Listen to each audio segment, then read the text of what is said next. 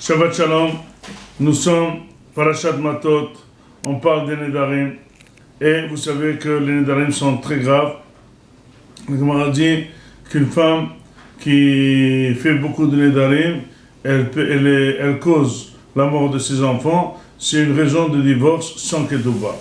Mais cela est sous condition que le mari lui-même ne fasse pas la même chose. Celui qui fait des Nedarim, les vœux, c'est très très grave. C'est pour ça qu'on est toujours éduqué à dire Beli Neder.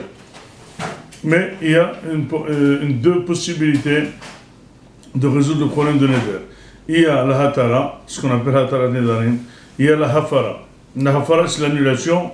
La Hatara, c'est le rendre mutar. C'est quoi l'annulation? Le mari a le droit d'annuler les vœux de sa femme.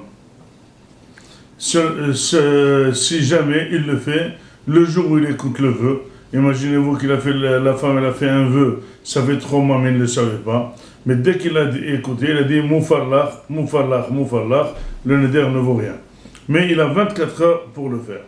La question qui se pose, sur quel nedarim le mari aurait le droit d'annuler, parce que ce n'est pas un ravenir rien du tout, d'annuler les vœux de sa femme, c'est marqué, la Gemara dit que il s'agit des nedarim qui ont trait aux deux, au mari et à la femme, ou bien des nedarim où elle se fait très mal.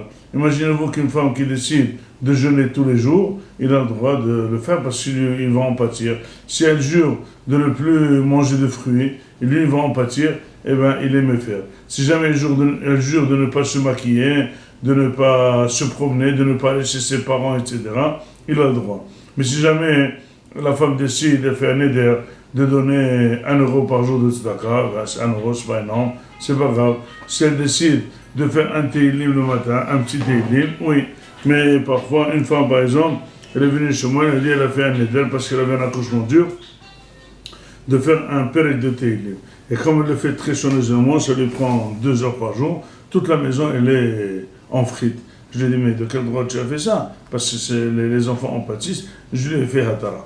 Donc finalement, le mari a le droit d'annuler les vœux de sa femme. Et si jamais il les accepte, eh ben, il les accepte, le vœu, il a trait, il est exact, seulement elle peut aller chez des rabbanim et faire ce qu'on appelle la hatara. La Gemara dit que si jamais un mari fait un neder pour éloigner sa femme de lui, eh ben, elle attend 1 semaine ou 1 mois, le temps qu'il se calme. S'il s'est calmé, il a fait hatara, c'est bien. Et si ce n'est pas le cas, elle va au Beth Din, elle dit écoute, mon mari m'éloigne de lui, je veux le divorcer. Elle a le droit de le divorcer, elle recevra même l'actuba. Il a créé une situation invivable. Si jamais c'est la femme qui fait le neder, et lui, il confirme, il dit c'est très bien, il dit je ne veux plus aller chez mes parents, tu sais, ma mère elle m'agace, il dit mais je suis très content, ça fait longtemps que tu devais le faire, et bien le lendemain, elle peut aller demander le divorce sans délai, et recevoir la Ktouba. Qu'est-ce qu'elle dit au Beth Din? Elle dit, moi j'ai juré, j'ai fait le neder de ne pas me maquiller. Moi j'ai fait le neder de ne pas aller chez mes parents. Et lui, il a dit oui.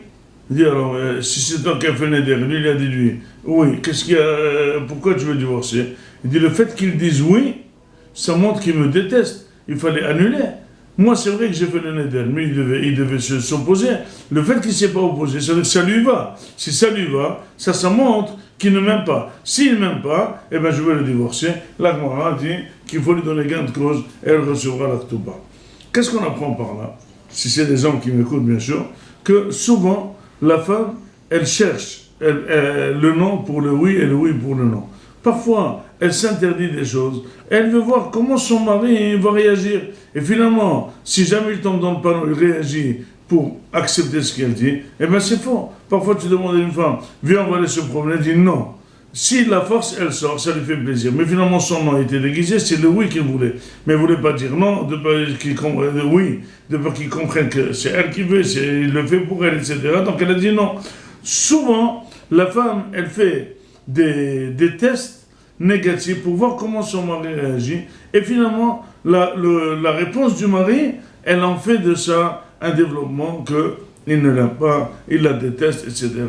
Et ça peut causer des divorces. Donc finalement, quel est le moussard? Qu'il faut prendre le temps de vraiment, il ne faut pas sauter sur l'occasion quand une femme s'interdit quelque chose ou quand une femme se prive. Il faut rentrer à l'intérieur des choses et voir si vraiment il faut prendre le temps et de voir quelle est sa propre volonté et essayer toujours de s'opposer, même contre son gré, mais dans son intérêt. Quand on s'oppose à quelqu'un, même contre son gré, mais dans son intérêt, et voir qu'on l'aime. Quand on lui confirme ses volontés, et puisque ce n'est pas dans leur intérêt, c'est l'effet inverse. Voilà un comportement intelligent qu'il faut apprendre dans la maison, qu'on apprend par le biais de Hatarat Nedarim, et surtout par le comportement du mari qui a un droit d'être méfer le Nedarim de sa femme. Shabbat Shalom.